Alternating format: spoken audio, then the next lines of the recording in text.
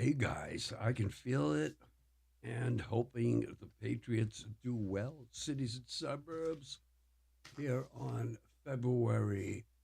What do we have? The 8th. Oh my gosh. Take it away, guys. There is some relation between our cities and the Super Bowl, obviously. Look at the Olympics, right? Cities around the world want the Olympics. They want the Olympics. Infusion of tourist dollars and everything that spins off from the games itself, no different than the Super Bowl. It's hosted by many cities around the country now. I mean, years ago, I think back in the 70s, it was always in LA. It was nighttime television wasn't the thing in terms of like broadcasting. But now the NFL is a money making machine, man. Money making machine. So if you look at the visitor spending predicted this year is going to be generate to that local economy of Santa Clara, California, the Bay Area, uh, roughly about 370 million to 630 million dollars in earnings for the whole Bay Area. And the vendors are out there. The hotels are booked. The rich people obviously had their room reserved last year, and but it also generates some temporary jobs. 5,000, 6,000 jobs be created for everything from parking to food service, hotel, extra people to do this, extra people in the kitchen, extra people here, and you know, not the jobs that people can actually do, which we need more here in the country. Of course, betting, all that's all projected in there. And even the players that win and lose actually compensated for just kind of being there. Which was um, the winning team. Each player receives $178,000, which is depending on who you are, it's chump change. The losing team, each player on the losing team receives 96,000. Yeah. Um, so, but it also adds a lot of infrastructure change for this. It's crazy out there right now. I guarantee you, the whole city is of Santa Clara and out in the Bay Area is. Woo. But it also thought, you know, look at out here. What is stress? I mean, this is the economy's good. You bring in those monies, but it adds inconvenience to people who really don't care about the Super Bowl. You think about, well, what's stressed out? We're stressed out here. I was looking at what cities are the most stressed out in America, and Detroit, Michigan. I looked over the last few years. It's always in the top five.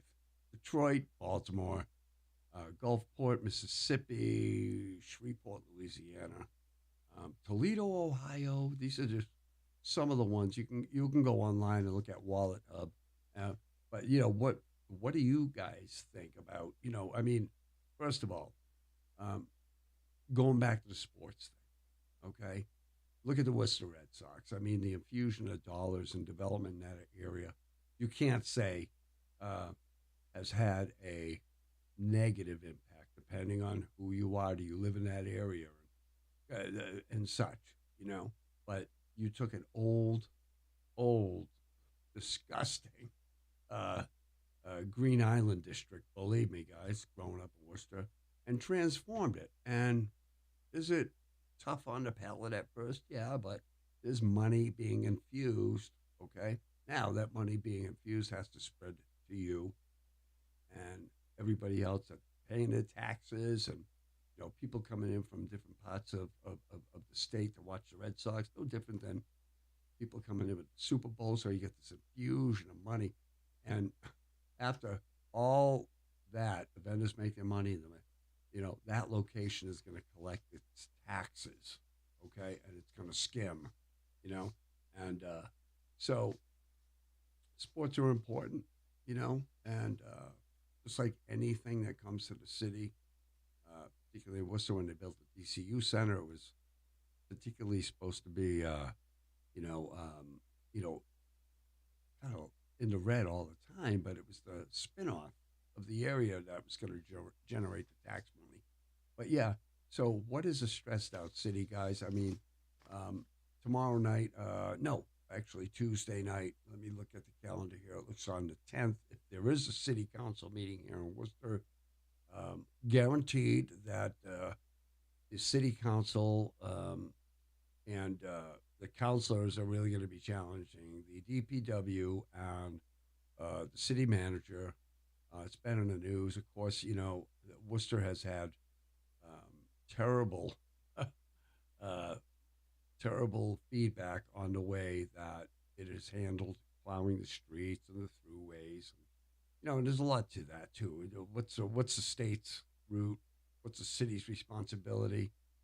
That right then and there, man.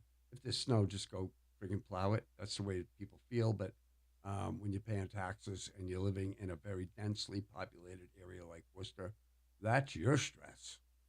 Okay, these other cities, of course, around the country, it's all about money, um, accessibility, but being able to get to work and take the bus.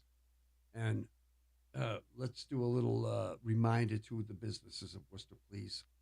Okay, we're only in February. Shovel your damn sidewalks. Thank you very much. All right, take care. Kenny be here, signing out.